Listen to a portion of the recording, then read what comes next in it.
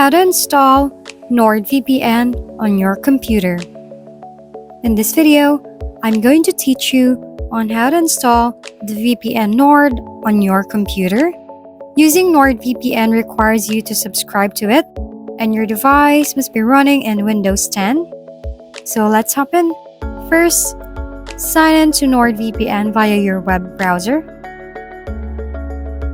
After logging in, click Downloads button on the left side of your screen.